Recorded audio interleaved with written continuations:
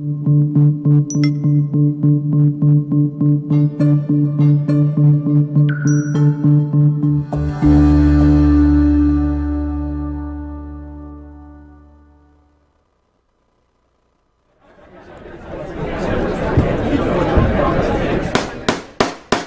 250 down, now but to get 275 high, but to get 275 3. Now 300,000, now 3 and a quarter, 325 high, but to get 3 and a quarter, but to get 325. Now half, now but to get 300.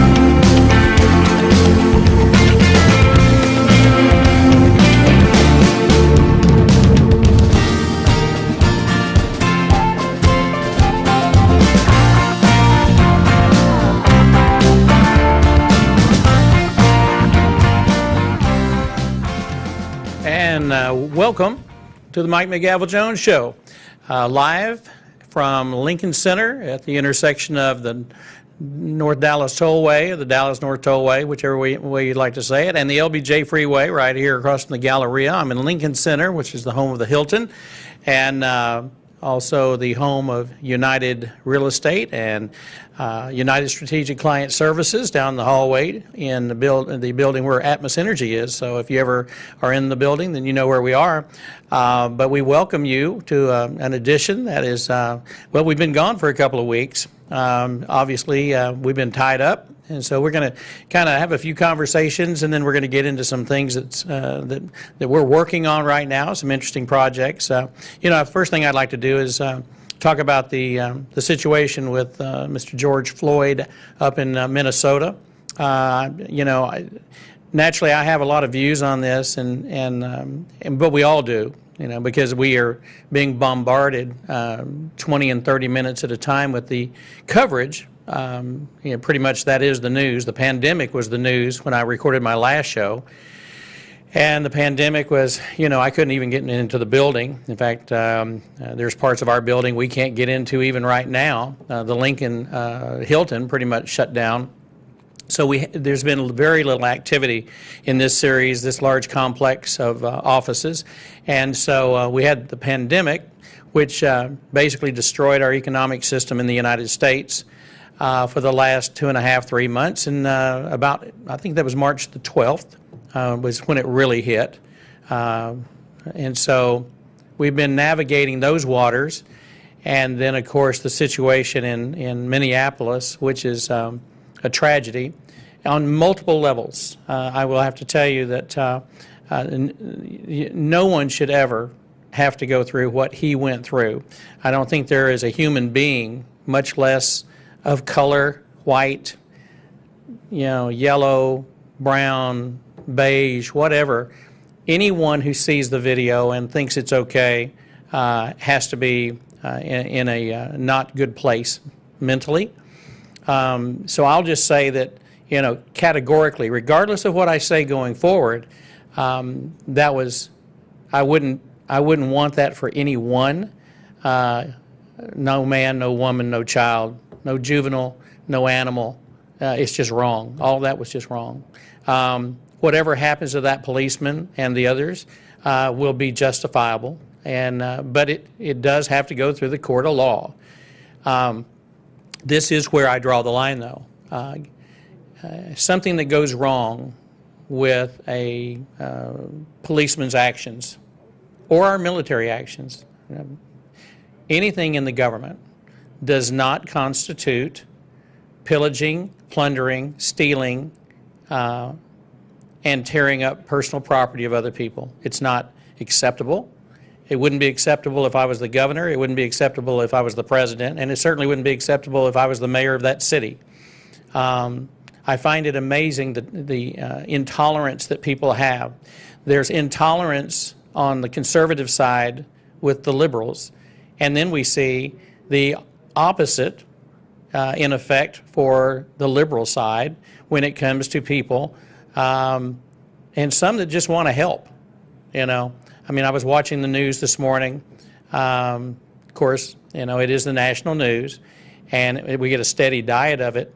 But I found it disturbing that in one day, the mayor of Minneapolis can go to a memorial service for George Floyd, and his heart was in the right place. And then a group of the city council members decide, you know what, we're going to defund the police department or do away with it. It depends on who you're listening to. Here again, it's all in perception. We have a real problem with journalists today. We don't have any. That's the problem. I know what journalism used to be because I was a journalism major. I've written, I've recorded. I was a news reporter. I did Texas State Network reporting when I was in my 20s. And you always knew what your line was. Your instructors in journalism school told you matter-of-factly, stick to the facts. And we don't deal with the facts anymore. It's not the news, it's a show. In fact, I've listened to them over and over refer to their morning news show as the show. Walter Cronkite, as he was, but he was a moderate liberal because that was a different time. Walter Cronkite was the gold standard on television, and people trusted him. They said he was the most trusted man in America, and there was a reason for that. And now we have people who are not driven by journalism or truth or fact. They want to be on TV, and they get paid a lot of money to entertain us, and I have a real problem with that. So I just want you to know there's never a reason to destroy monuments. I don't care what kind of a monument is. The fact that they burned Abraham Lincoln's bronze statue in Chicago in the last 3 or 4 days tells you exactly what mentality of animal we have dealing with this situation. Abraham Lincoln, arguably the number 1 or 2 or 3 greatest presidents of our time who dealt with the most destructive parts of this country, where we lost hundreds of thousands of men and women, navigated us through that, and to desecrate his memory is just unacceptable. There's just no reason for it, and it tells you that we have an issue in many of the public school systems. And I have a lot of friends in the school system, a lot. I have a lot of friends that teach school, and they raise these kids because their parents don't. And I have a real problem with the fact that we just obviously aren't teaching enough history to these kids, or they're not listening. We may be teaching it, maybe they're not listening. I don't know, but we have a problem, and it's much deeper than what we thought it was. This is not good that every time we have a situation pop up, it has to be a black and a white thing. Instead of saying that a black man was murdered by a policeman or was killed by a policeman, how about a man was killed by a policeman, not a black man by a white policeman? That's part of our problem. We are creating this all over again. We've been doing this for 60 years that I've been a part of. I've watched it for 60 years. There's a time to stop it. Let's just call it what it is. But creating the division, this to me creates a greater division and a greater division and a greater division, and to the point where people aren't going to feel comfortable going out. We've seen entire cities destroyed again. Policemen are quitting. Let me tell you something. You know what one of the hardest jobs in the world is? Being a policeman. Being a policeman. There's 2 jobs I don't want. I don't want to be in the military and have to be overseas, and I don't want to be a policeman. You know why? Because when those policemen get up in the morning, their lives are in danger. From the time they get up, their families don't know if they're going to come home, and that's not acceptable. And we do have bad apples. There's some bad cops out there. But let me tell you something. I'm a Caucasian male. I'm a white guy. When I get stopped, I'm scared. I'm nervous. I'm concerned. I keep my hands on the steering wheel. I say yes, sir, no, sir, yes, ma'am, no, ma'am. It's called respect. And we were taught that as kids. And somewhere along the line, we've lost some of that. And that has nothing to do specifically with George Floyd. This has to do with our society and the fact that we need to step it up, because there's bad conservatives, there's bad liberals, there's bad cops, there's bad people, there's prisons full of people that do bad things. White people kill people, black people kill people, Chinese people kill people. It's the world that we live in. So let's quit making an excuse for stealing Nike shoes out of a store in Beverly Hills, because it had nothing to do with George Floyd. There's no reason to break out the windows at our historic Neiman Marcus in downtown. And Target shouldn't have to close over 100 stores because of looting and rioting. Protesting is okay. I'm all for a good protest. But you know why we call that freedom of speech? I'm great with freedom of speech, because this country was based on that when we became a free country. So that's my rant this morning.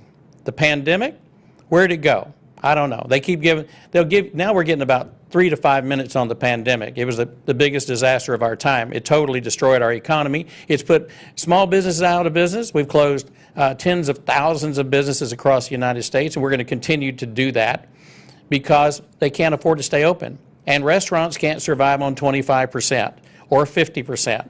Now we're starting to be allowed to have 75% occupancy, but guess what? People aren't coming out. A couple of reasons. Some are scared, some can't afford it. That's a problem. We're going to lose more great businesses that have been around for 30, 40, 50 years. It's a shame. Well, that's my rant this morning about that. And if you're offended, I apologize, but that's how I feel, and I'll stand to it till I go to my grave. On a lighter note, ladies and gentlemen, I would like to say how pleased I am about several things. One, we just finished with America's Auction Academy, the very first virtual online live simulcast video training with a class that included students from Connecticut, New Jersey, Atlanta, Texas, Louisiana, Kansas. We also went out to California, Montana. So we had about 29 or 30 students that joined us from all over the United States. It was the first one we had done. It was cool from the standpoint that we were able to do it without a lot of issues. Anytime you stream with technology and you have Wi-Fi involved, and you're going to deal with some streaming issues. We didn't have a lot of that. Had a little bit, but we got past it. We got the right equipment to pick up the juice and give us a little more strength and make it work. I really want to thank all the instructors that were a part of that too. We had Sherry Boot Sutton was on. We had here we go. We got a few photographs. There's Trevor Hall. I want to thank Trevor because he was the one that helped us get our technology together, and he also taught a great marketing class that he's getting better and better with his performance, and his information is very relevant if you want to be in the auction business. Of course, Lori Jones runs the school on a day-to-day basis, and she's the registrar and vice president, and always thank her for her hard work. We have Trey Galloway, who was the 2012 or 13 World Auto Auction Champion. He's also a 1998 graduate of the old Texas Auction Academy, which is now America's. And Trey, of course, is a state champion and a world champion auctioneer. Sherry Boot Sutton, of course, who won the World Auto Auction Champion and arguably the finest female auto auctioneer in the country. She was a part of the class. She came in and did a nice class with them. And then we had Dan Dodson and Laura from California out Storage Wars as a special guest. We had them join us and did a little action with them. And he's always entertaining. He's always fun to have on. But we had others too. Scott Robertson from down in Florida, arguably one of the best, if not the best, fundraising auctioneers in the United States. He's also a great member of the National Auctioneers Foundation, and Scott did a great job. He wasn't on very long, but he was a great addition. We also had Congressman Billy Long, United States congressman on, who was of course, he's like I think he's a 3-term or 4-term congressman now, but he was at his home district back home in Springfield, Missouri, and Billy and I have been friends for going on 40 years, and he was on for about 30, 45 minutes and talked about the auction profession and being in Washington and how much he loves the auction business. He's been, of course, and there he is, Billy.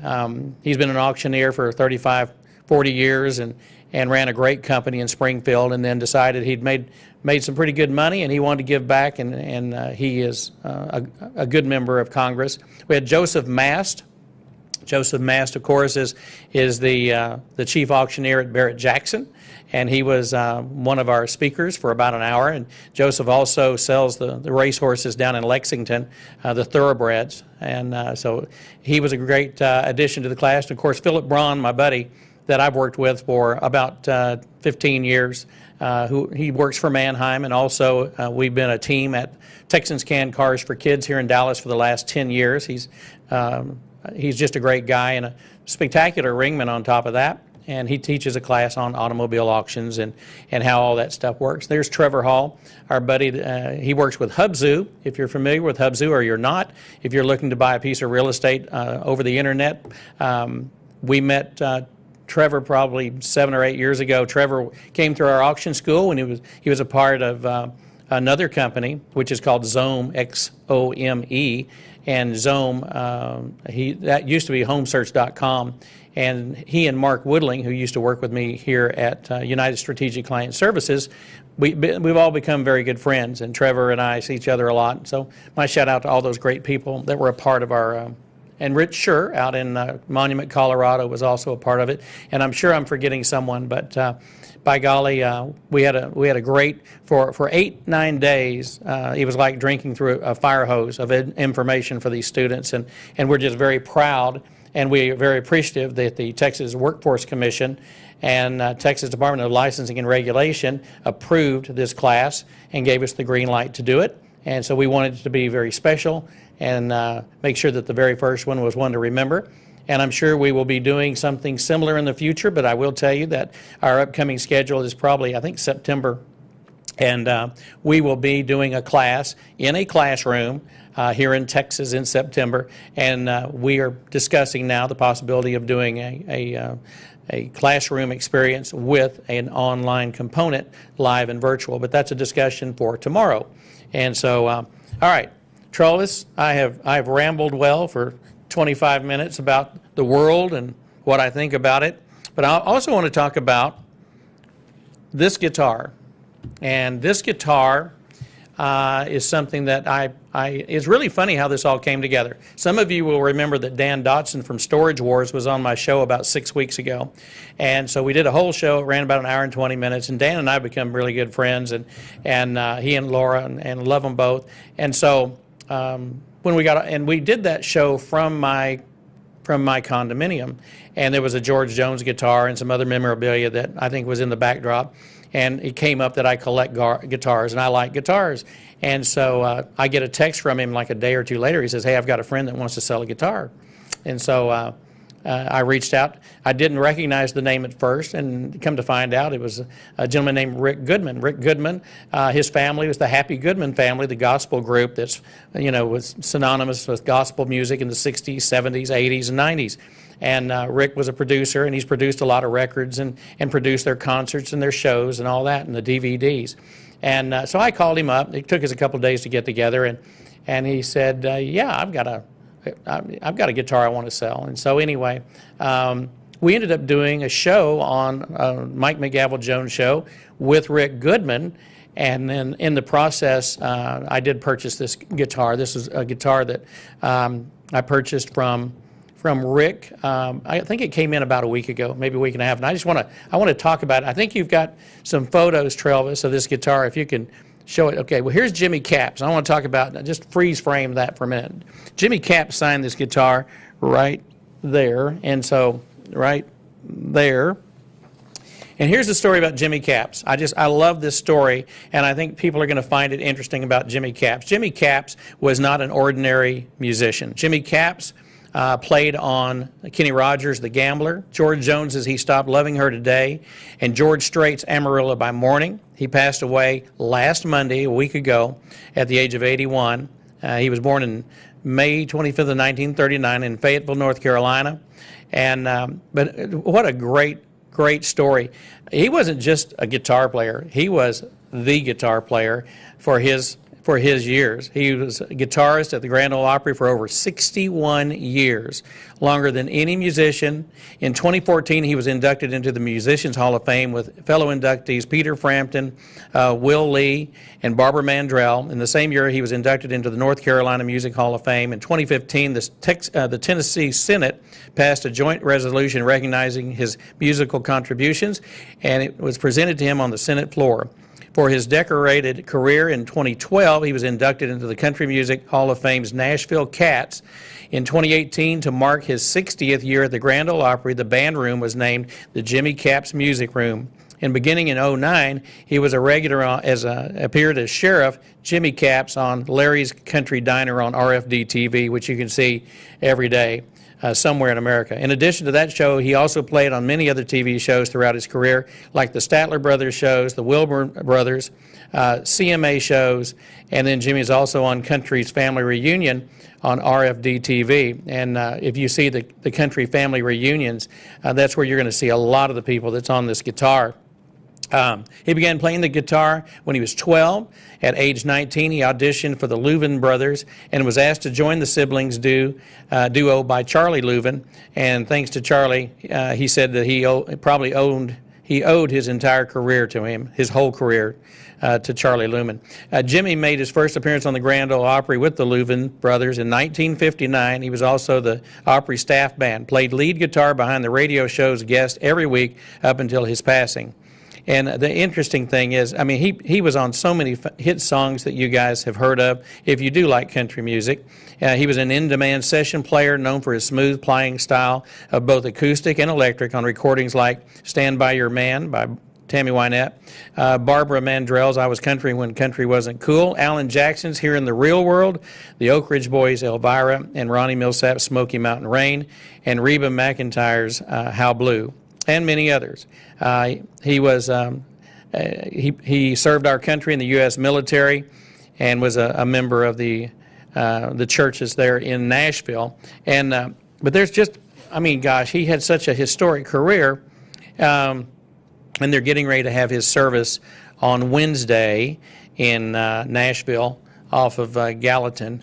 And of course, because of the pandemic or whatever we're calling it this week, services are limited. But if you'll look at this guitar, and I'm just going to walk you around it real quick because this is now my new prize. The Whites, Buck and Sharon, of course Sharon's married to Ricky Skaggs. They signed it on the top left. You can see Buck's name and then Ricky Skaggs. And then if you just follow around to the right, we'll go around the top, it says Follow Your Dreams, and that says Winona on it. And then Jimmy Capps' signature is right below her big Y. And then Jim Ed Brown is probably one of the two most influential singers as I was growing up. Being a truck stop kid like I was with my grandmother, first time I heard Jim Ed Brown was with the Browns with his two sisters, and when they did Little Jimmy Brown. If you haven't heard Little Jimmy Brown, you should get on and check it out. Little Jimmy Brown. It's a very emotional song and has a religious tone to it, and it's all about a gentleman's life. It's his whole life story. And then his most famous song, probably besides that one, was Papa Top, which Alan Jackson made a big hit later. Mike Snyder on the right-hand side, he's an Opry member that I know personally, and he's a funny guy, plays the banjo, and he's just kind of a hoot. Here's another name, Leon Rhodes, and I want to talk about Leon. I got a nice email or a text on Facebook yesterday from Bill Baker with United Country over in Virginia, and he said that he was very familiar with Leon Rhodes, and Leon Rhodes was the lead guitar for Ernest Tubb and the Texas Troubadours in the 60s. And he could be heard for decades as part of the Grand Ole Opry and Hee Haw staff bands. He died a while back, about 3 or 4 years ago. He was 85 years old. And he played with blinding speed and unbelievable accuracy, and for years on stage and in the studio. Ernest Tubb, who is my grandparents' #1 favorite guy, would call out his dazzling solos with a drawl, "Ah, here's Leon." And then Leon, he could play anything. He could play any guitar. Leon Rhodes can play circles around most guitar players. Vince Gill told the Tennessean in '99. I was kind of tickled when I pulled up his bio and found out he was born on my birthday. So Leon and I had the same birthday, and he was born in Dallas, Texas, too. And there's a commonality between these two great guitar pickers. He began learning to play his older brother's guitar at a young age. His family couldn't afford to get Leon his own guitar.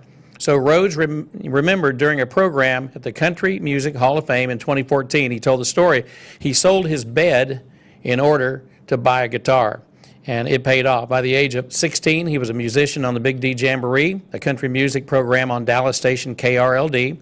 Rhodes recorded with Lefty Frizzell, Ray Price in the 50s before joining Ernest Tubb to be his lead in the 60s. For nearly 7 years, Rhodes played alongside steel guitarist Buddy Charlton, bassist Jake Drake, drummer Jack Green, and of course Jack signed this guitar as well, and the frontman Cal Smith. That configuration of the Texas Troubadours was Tubbs' greatest, and they were what every hillbilly band at the time wanted to be, but wasn't, according to Eddie Stubbs at the Grand Ole Opry. Tubbs' tour schedule was grueling. He was on the road up to 300 days a year, in addition to their work on the stage. And in the studio with Tubb, the Texas Troubadours released their own albums as well. After Rhodes exited the Troubadours in the late 60s, or around 66, he became a member of the Opry staff band. He remained part of the band until 1999. After that, he continued playing on the show with Porter Wagoner and the Whites. And he says, in my opinion, Leon was one of the greatest country guitarists of all time and one of the finest jazz men to ever take the stage in a cowboy suit, wrote Chris Scruggs, one of Marty Stewart's fabulous superlatives on Instagram. Leon added a level of sophistication to the established style and elevated it into something that was elegant, refined, and well-spoken, but always with the down-home country twang of his Epiphone Sheridan's treble pickup. He always played with an enormous amount of humility and dignity, and his decades of service to the Grand Ole Opry staff band made radio listeners smile all over the world on Saturday night. He also worked as a session musician, appearing on recordings by Loretta Lynn, George Strait, and Reba McEntire, and more. He spent more than 20 years as part of the Hee Haw band. He retired in 2014.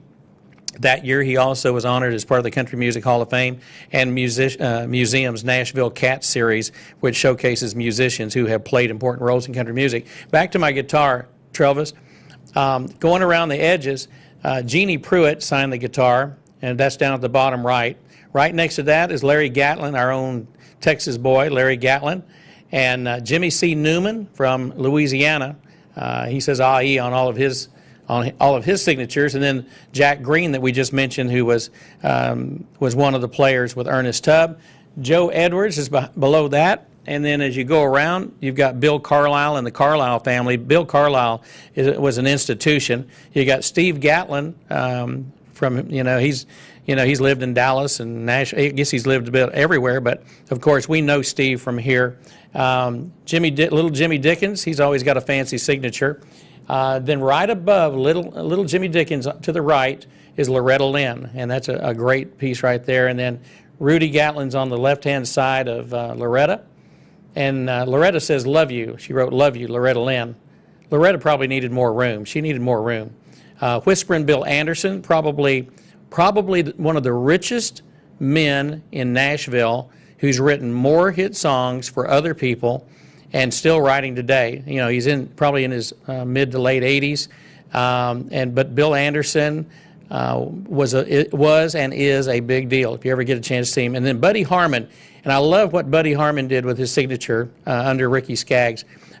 He actually has 2 drumsticks in his name, and Buddy Harman. So Travis, if you'll, there you go. Country Music, The Masters by Marty Stewart. I actually looked at this book yesterday, and then I went back through it this morning, and took a few photographs. I had the great privilege of meeting Marty in Kansas City and then here in Dallas, and he signed this book for me. One of the greatest, if you like country music, or music out of Nashville, and I'm talking about the older masters, Chris, that they were just talking about, that talked about Leon, he autographed this as well, but Marty Stewart signed it, and you can go ahead. This is a great table book. If you like table books, in there is a picture of the original words from The Coal Miner's Daughter in 1970 by Loretta Lynn. That's in the book. And then here's another. This is before she had the coal miners. She called them the Trailblazers. And that's shot one page. And then there is Jimmy Capps, who passed away last Monday week. Jimmy Capps was known for being very humble, and he would never stand out front.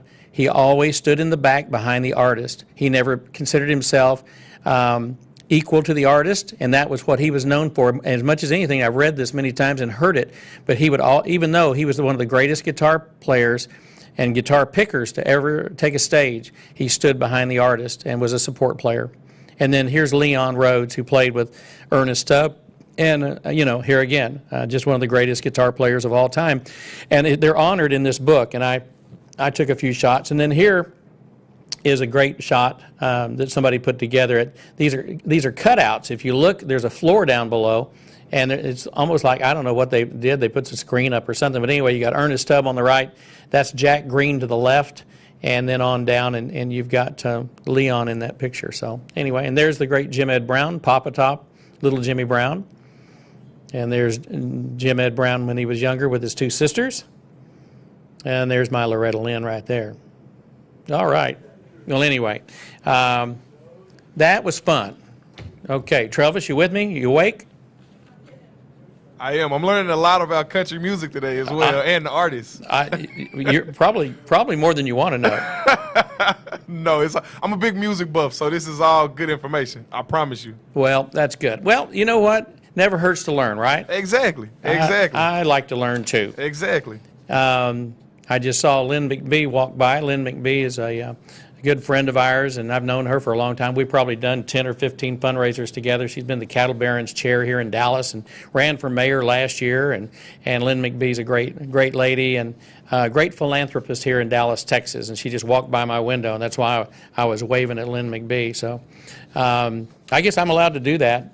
I mean, it is the Mike McGavel Jones show, so if you feel like you can wave at somebody on your show, I think that's okay. I got you. Well, it's kind of nice. I got to tell you, I love coming here. The energy's great. It took a while this morning for me to decide if I was going to do a show or not. I wanted to do a show, but I was kind of in a wear down from this last week and the 8-9 days and all that was part of it. But every time I come here, it pays off.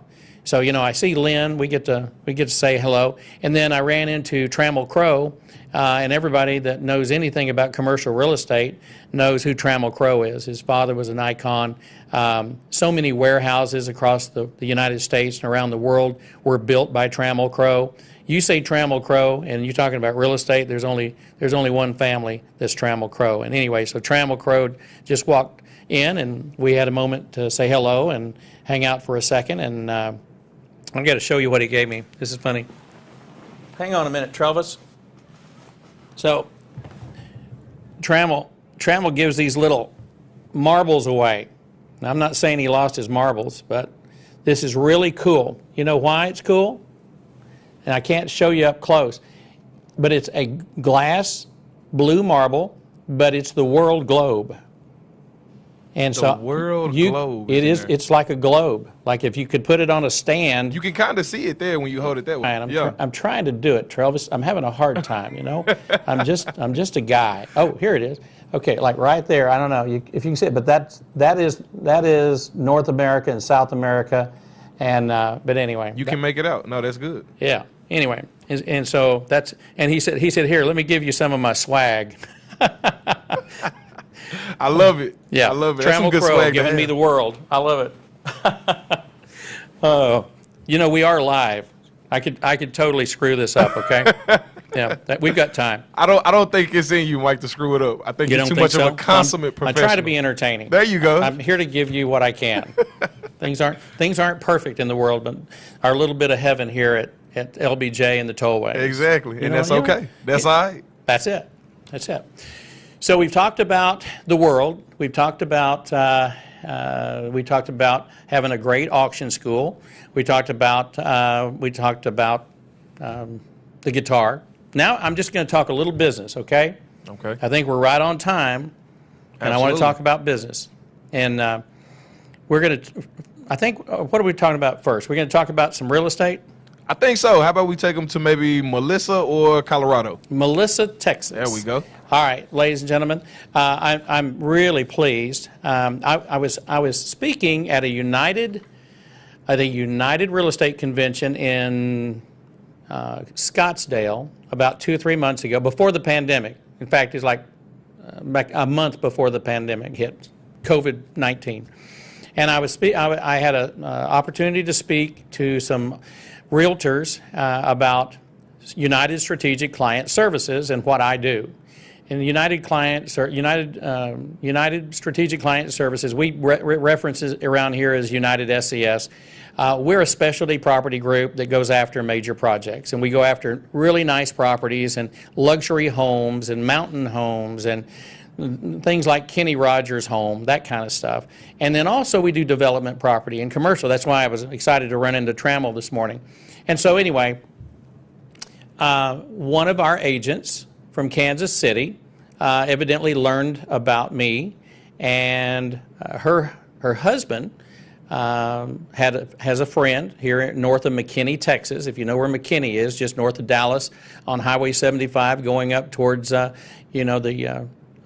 just going up 75. If you want to go to Tulsa, take me back to Tulsa on 75, just head that way. Anyway, so about 5 miles, maybe 7 from McKinney, there's a little town called Melissa, and that's where if you want to go to Bonham, you cut off at 75. You take the 121. I think that's right, 121. I think that's right, 121. It is State Highway 121, and you can go to Bonham, Texas. Anyway, and it's also the exit, and you're going to like this, Travis. It's the exit for Buc-ee's. Oh, okay. Oh, yeah. I've actually been to Buc-ee's maybe once or twice. Well, let me tell you, that Buc-ee's was popping and hopping. I've never seen so many people at a Buc-ee's in my life. If you haven't seen Buc-ee's, look it up. It's like Bucc-EES, and Buc-ee's is like, it's like a convenience store on steroids. It's got like 60 gas pumps. That's a great way to describe it. It's a town. It's a mall. It's an inside mall for all things Texas and snacks. You know what? I almost bought a cowboy hat out of Buc-ee's one time, and I regret that I didn't do it. You should have bought your hat at. For all you people that actually own a ranch, don't let Travis come to your ranch. It'll be a bad episode of City Slickers, I can tell you right now. He wants to buy his hat from Buc-ee's. From Buc-ee's. It was a great hat. Well, man. Anyway, listen, it was packed. I had to stop in there. I went ahead and got some fuel. I always get fuel, and I wanted to get some Gator because it was hot yesterday. And we were going out to the property and putting some signs up. And we bought some Gatorade and some water and some other things. And anyway, and then if you leave there, it's literally about 2.5 miles to this property. So if you were to go down to 121 and get on East Melissa Road, which is catty-cornered almost to a CVS, which that tells you the growth of that area. So Melissa is growing like crazy, especially on 121, because that's where the growth is. And it's all new. Everything's new. They're building. Well, we now have 11.5 plus or minus acres just off of 121, 3 miles from U.S. Highway 75, 35 minutes from downtown Dallas, and less than 45 minutes from DFW Airport. And it's about 10 to 15 minutes from the McKinney Executive Airport. We just got this property rezoned from, basically it was just out in the country. It has 2 nice homes on it, and a person could buy it and live there if you want to. This is the view, what we're showing you right now is the view to the new complexes directly across the street. So this is all brand new construction within the last few years, and this is what's going on across the street. Now this is our property, and we've got 15.5 acres. I have two different owners, and they're side by side. This is also across the street. This is in front of one of them, and the other one is in front of the other property. So this Provision Retirement Center. Here's some drone footage that we did the other day. And so what you're buying, if you buy the place on the left, that is 2811 East Melissa Road, I believe that's correct. And so that's that home, and the shop building behind it. It's got a nice shop in the back. But this is for future development. You could develop it now, or you could live there and develop it in the future. And then this is from the back looking towards the senior citizens place, and then also the multifamily. So this is, it's been rezoned multifamily. We have our place, this is from the south looking north. 2811, I believe, is going to be the one that's on the right, and then on the left, we have that property, and it's got a nice home on it as well. But like I said, you know, this may be one of those situations where you buy it to live there, maybe keep it for a few years, or you go straight into development, because this is going to be a hot spot for sure. And rezoned to multifamily, great future development. The address, if you're wanting to look it up, is 2727 and 2811 East Melissa Road. One home is 2,368 square feet, and the other one is 2,462, and got about a 2,400 square foot plus or minus shop building on the 2811. I believe that's correct. The total square footage is about 500,000 square feet.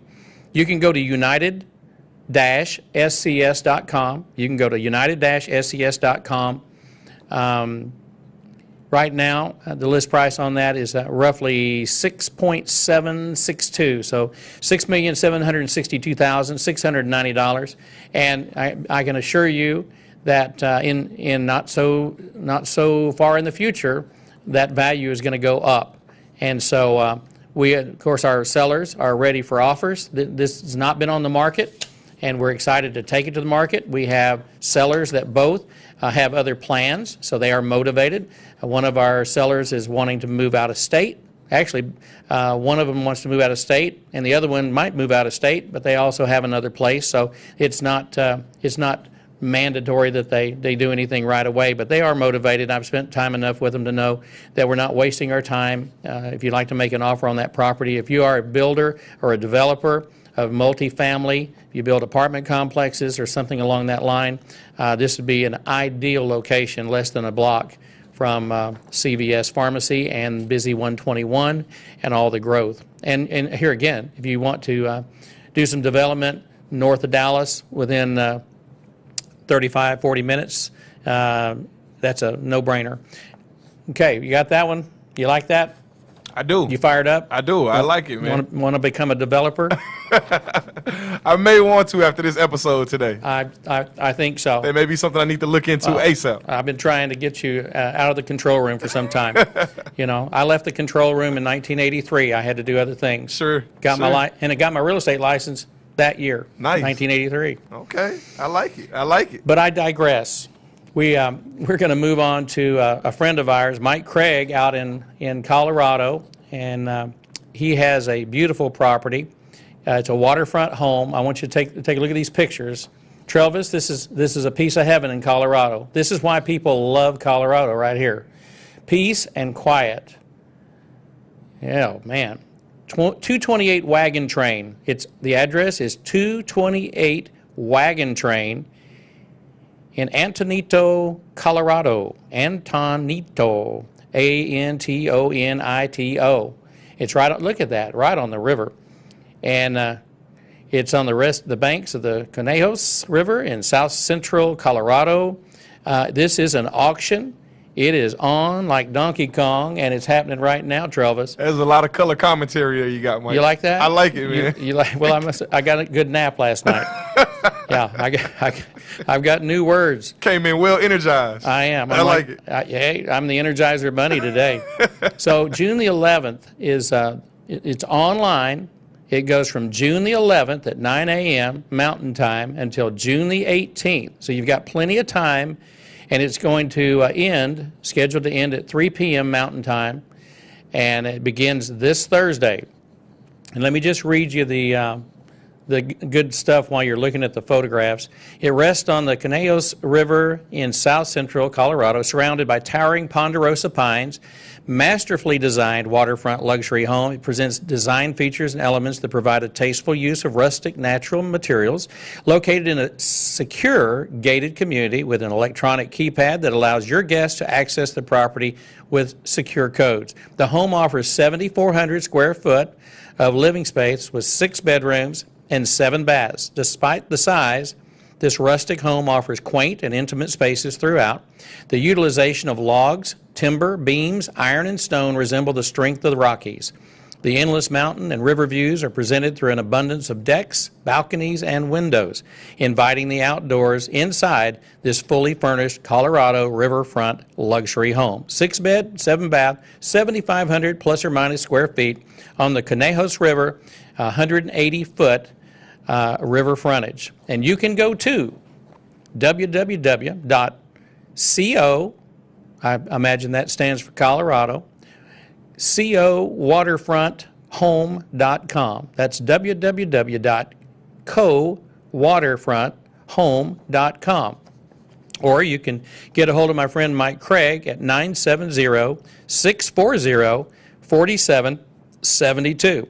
You can also send him an email, luxury, Luxury, ranches, Ranches, that's luxury ranches at gmail.com. And I just wanted to get that out there for our friends out there. They work with us on United Strategic Client Services, assisting them with the marketing and promotion and advertising. And so a big shout out to our friends out in Colorado, Mike Craig and company. Those guys got it going on, and check out that place. If you're looking for a neat place to escape to, maybe a second home, or maybe just want to have a place to have your friends go. I mean, I just can't think of a nicer place to go than that one, especially on the river. Okay, we're shifting gears. This show's got a lot to offer. Hey, this is like a Rubik's Cube of shows A Rubik's Cube. Wow. It's a cornucopia. A cornucopia. Cornucopia. Yes, cornucopia. Can you spell it for me? I'll give you extra credit points. Not right now. I like it. I like it. I used to have a teacher that used to tell me all the time. She says, "Mike, don't use a word you can't spell." So I have spelled it, but you usually have to spot me about 5 letters. I like it. You'd have to spot me the whole word. Well, I'm not going to lie to you. I want you, you have photos of some things. I want to talk about Mike Jones Auction Group. Mike Jones Auction Group is a company that is a derivative of Mike Jones Auctioneers, which I started in 1978-79. I think we actually incorporated about that time. I went to auction school in 78, started putting the company together in December of 78, and then got my license in January, in less than 30 days after that. And so Mike Jones Auction Group, I owned and operated it for 27 years. Wow, 27 years before we ever joined United Country Real Estate in Kansas City, which ultimately started United Real Estate as well, and United Strategic Client Services. So just to remind you the story, you know, I ran my own company, and that company, Mike Jones Auction Group, really specialized in general auctioneering. We did, in the beginning, you know, of course I was a kid, so when you're 19, 20, you're kind of like hungry. And so we did estates and we did antiques, and I started working for Joe Small at the Antique Auction House here in Dallas and the gallery, and did that for several years. And then got into real estate, and we got into selling businesses and the Western Autos and all that, and Otasco's and Firestone stores, and pretty much any town store you can imagine. And then we kind of grew up and got a little bit bigger, and we started doing industrial facilities. And so here is a brochure from 1998. Goodness gracious, that's been a long time, Travis. Were you even born in 98? I was born in 92, so I'm exactly 27 years old You're today. 27 today? Today. Today's your birthday? No. So my birthday is July next month. Okay, let's let's pretend it is your birthday. Okay. Because I'm all about partying. Let's do it. Okay, so this was a 2-day auction that we did in Williamsport, Pennsylvania, and it was in October of '98.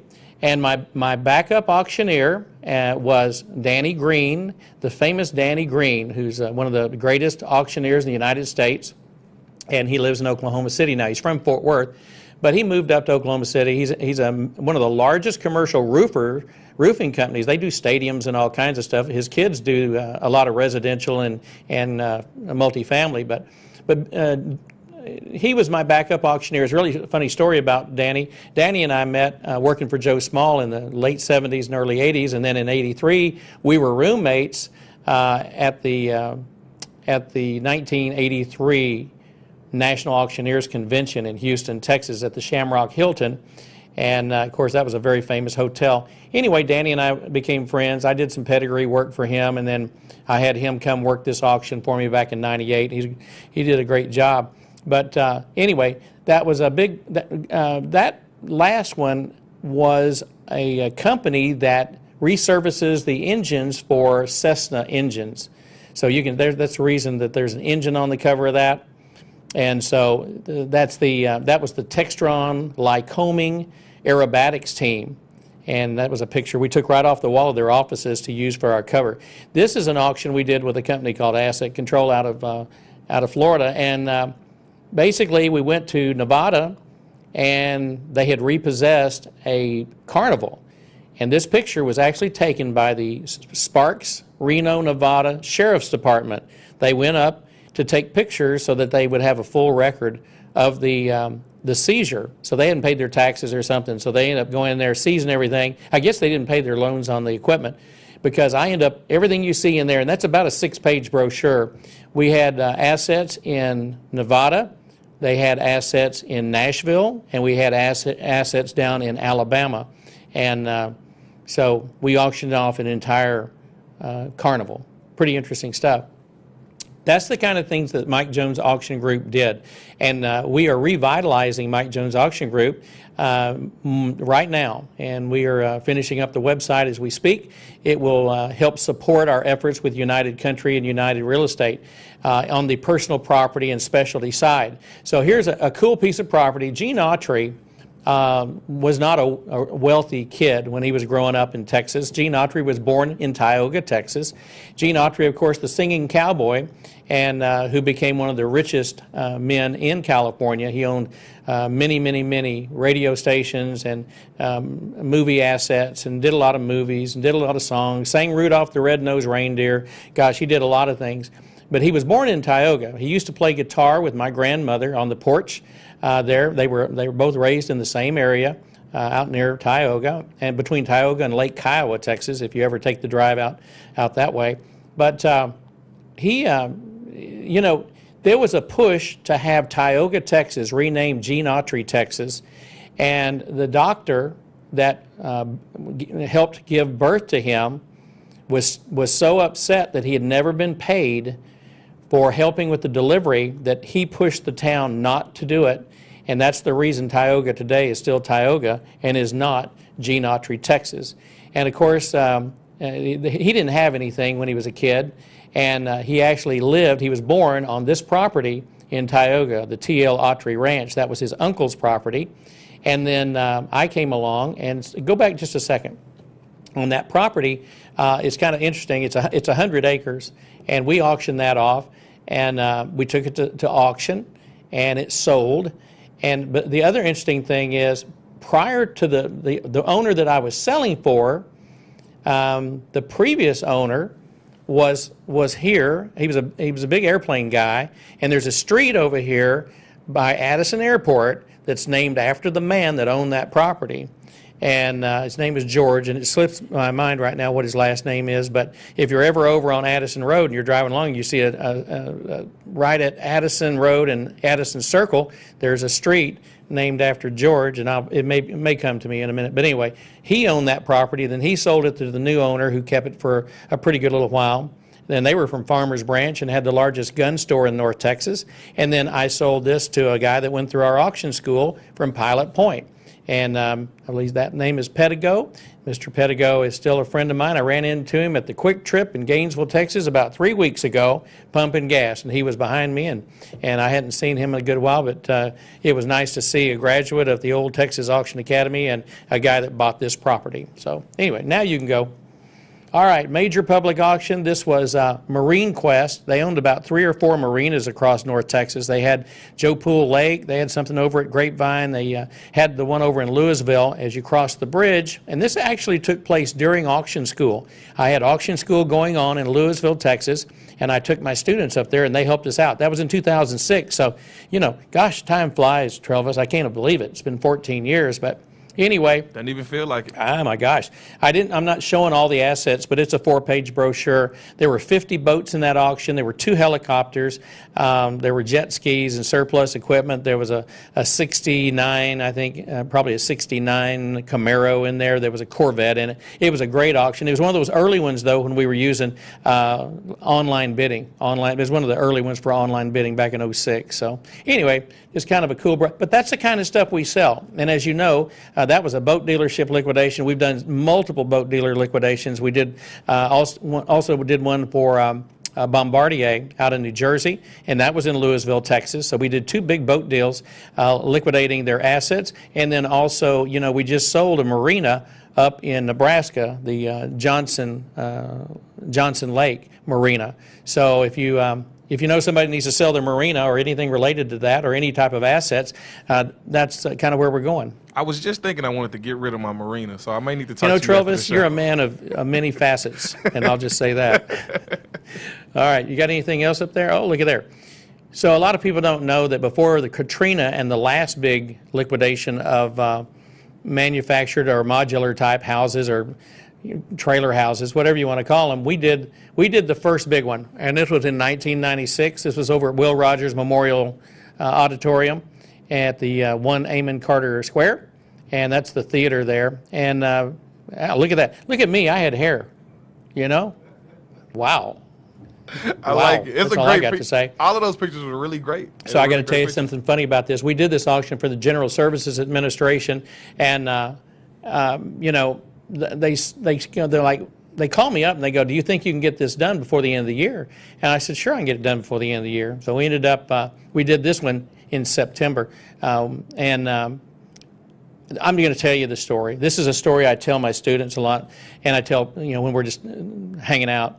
Anyway, I land this deal, and they didn't, you know, they said, "Well, we've been mandated by Congress. We have to liquidate these assets by December 31st." And I said, "Okay, fine, not a problem."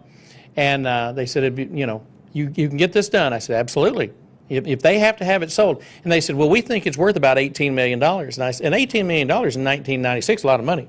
Travis, I don't care who you are. I know you're made of money, but you know, I'm just a little auctioneer dude." And so I said, "Okay, well, we can sell these houses." And so anyway, we start the auction, or get ready to start the auction over at Fort Worth, and this guy from the GSA walks up and hands me a note. And he said, "Here you go, Mr. Jones." I said, "What's that?" And he said, "That's the reserves." I said, "Reserves?" I said, "We're not supposed to have any reserves." "Reserves?" And so that freaked me out. And they gave me the numbers, and they were going to require me to get this much for this type and this much for that type. And you know, you got to remember, there's like 2,800 of these sitting over at Mineral Wells at an old Air Force base. They weren't serving any purpose. They weren't bringing in any money to the United States, you know, to our vault. You know, they're just depreciating. They're sitting out there depreciating. And so they needed to sell them, and they needed to sell them absolute. So I don't know exactly. We'd have to look this up, Travis. I don't know what the exact capacity for that municipal auditorium is, but it was full. And I think we had 10 ringmen working the floor. I'm the auctioneer. I'd hired my sister Renee as my backup. We're all ready to go. It looks good. Everything's well prepared. And we start the auction, and I had a no sale. We didn't hit the reserve. And I said, "Ladies and gentlemen, we're going to pass. Go to the next one." And I went to the next one, and we didn't sell it. And then we didn't sell the next one, and then we didn't sell the next one. And this went on for about 20, 30 minutes or so. And then I just couldn't. What was bad about it is we were within $100 or $200 on all of them. We're talking about $2,000 and $3,000 mobile homes, and now all of a sudden they have to get these sold to somebody before December 31st, and now they're getting proud of their units. And I turned the microphone over to my sister, and I said, "I'll be back. Just keep doing what I was doing. It can't be any worse." I walked off. went over to the General Services Administration representative from Washington, D.C., and I said, listen, you know, you're going to have to pull the plug on these because we're so close. I said, you've got a full house. You've got over 1,500, 2,000 people here. They all want to buy this stuff, and they're willing to give you market value, but they don't want to give you more than market value, and that's what this auction is. And so I'm losing my crowd. I can see it. I'm just losing my crowd, and it was becoming sad. And so he said, well, I said, who do we talk to? He said, well, I have to call Washington. I said, well, let's call Washington. Let's get it on. If we're going to do it, let's do it. And he got this guy on the phone, and the guy's on the phone with him, and the guy, you know, basically he's saying, you know, this is what the auctioneer is saying. This is what you're going to have to do if you want to get rid of these things. And the guy on the phone says, well, listen, we can do it, but if it doesn't work, somebody's going to lose their job. So, well, I knew I wasn't going to lose my job because it didn't matter. I was already in. But I knew this guy was, the guy that was trying to appeal for me was probably going to lose his job if it didn't work. So, but the bigger problem was I'd lost my crowd. I didn't have the crowd I had. I had all the buyers I needed at the beginning, but I'd lost them. And so I said, well, I'll tell you what, we made the announcement, ladies and gentlemen, we're selling Absolute. You know, call your friends and neighbors and anybody that'll come back, and we're going to sell these houses one way or the other. But then Travis, I had to come up with a plan. It was, I was desperate. And so I had met a young lady at an event, Karen Kelly, I believe her name was, and she was on Channel 8, WFAA television here in Dallas, the largest ABC affiliate in the Southwest. And she had told me that one night. She said, if you ever get a great story that's worthy of the news, just call me, I'll cover it. I said, okay. I looked in my phone book. That's back when you actually had a phone book. And I looked it up, and I called Karen and said, hey, I have the story of all time for auctions. She goes, okay, what is it? And I told her what it was. And she said, okay, I'm on it. I said, now listen, and this was like around noon. And I said, if you could get a Jet Ranger helicopter and fly out to Mineral Wells and show them the breadth and the length and the size of how many manufactured houses I have, I said, it's impressive. It's crazy impressive. So she got up in the helicopter, they flew out there, and they did about a 5-minute piece on the Channel 8, 6 o'clock news on Channel 8 here in Dallas. And I got a 5-minute commercial, thank you WFAA, and the next day I had a full house like you've never seen before, because now I had more people that knew about it than ever knew about it before, and we knocked out those days. I don't know if it was 2 days or 3 days or what, but we sold all of them. We got right at $18 million on behalf of the Treasury for GSA. We were heroes. We got a great letter of recommendation, but you know, we're really good as auctioneers, and this is a shout out to the auctioneers. As the past president of the National Auctioneer Association, auctioneers solve problems. Auctioneers fix things for people, and that's what we do. And I'm talking about from coast to coast and around the world. If you're an auctioneer, I salute you for the hard work you do, and you don't always get a lot of credit for what you do. Sometimes they're not happy, but they end up being happy because they don't realize how good they got it. And I bet there's a whole lot of people right now that wish they'd had an auction about 3 or 4 months ago. So all I'm going to tell you is it was a great auction for GSA. You know, and that's the kind of thing we do. We sell special assets. We like selling industrial equipment. We sell plants and liquidations and all kinds of assets all over the world. And if I can ever help you, let me know. Just give me a call. It's Mike Jones, Mike McGavel Jones at 214-906-5265, 214-906-5265. Or you can email me at mjonesauctioneer@gmail.com, mjonesauctioneer@gmail.com, and I'd be happy to talk to you about any of the things you want to talk about. You want to talk about country music, you want to talk about guitars, you want to talk about property in Melissa, Texas, or Antonito, Colorado, or if you'd like to talk about us selling your assets here in Dallas or Houston or New York City. We've literally conducted industrial auctions from Buffalo, New York to Petaluma, California, and Canada and Mexico. So if I can ever help you in any way, that's what we do. And whether it's for United SCS, Strategic Client Services, it doesn't matter what it is. Talk to us. You know, we can always look. We don't have to do the deal if it doesn't seem like a good fit. But this is what we do, Travis. Any questions? No, sir. I think you do it well as well. So, well, I'll tell you what I'm going to do right now, because you know I like to read from my devotional, right? Right. And I'm going to do that today. Right on. And I'm picking random. Okay. Yes, I'm just doing a random read. I don't know what's going to pop up. Let's see what we got. Let's see what. Now I did read my morning devotional, which I know what that is, but Sure. I'm not going to duplicate. Sure. I'm going to bring some new truth to you. Okay. Waiting, trusting, and hoping are intricately connected, like golden strands interwoven to form a strong chain. Trusting in the central strand because it is the response from my children that I desire the most. Waiting and hoping embellish the central strand and strengthen the chain that connects you to me. Waiting for me to work with your eyes on me is evidence that you really do trust me. If you mouth the words, I trust you, while anxiously trying to make things go your way, your words ring hollow. Hoping is future directed, connecting you to your inheritance in heaven. However, the benefits of hope fall fully on you in the present because you are mine. You don't just pass time in your waiting. You can wait expectantly in hopeful trust. Keep your antenna out to pick up even the faintest glimmer of my present. That's from John 14:1, Psalm 17:14, or 27:14, and Hebrews 6:18 through 20. And this is from my little book, Sarah Young, Jesus Calling. You know, I'm finding that a lot of my friends and a lot of folks we know also read this devotional every day. Somebody's always sending me a screenshot saying thank you. Also, Travis, if anyone would like for me to send them information through snail mail, I'll be happy to do that. I have brochures and things of this nature about what we do, what our company does.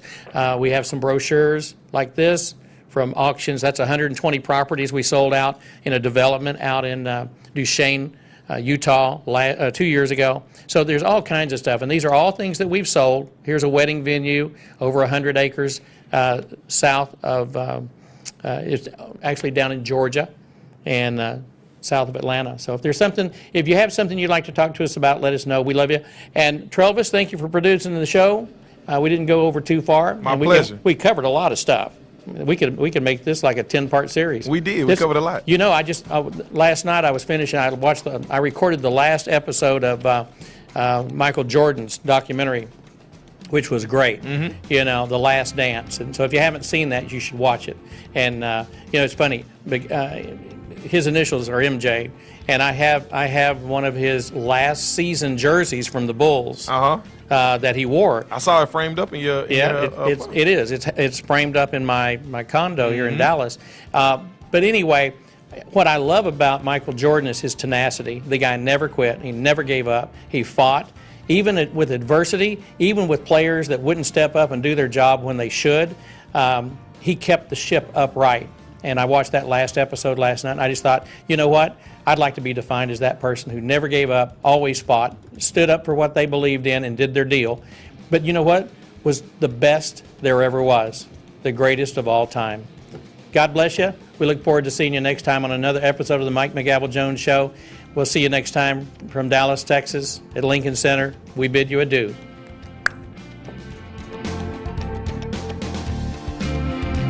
We are clear.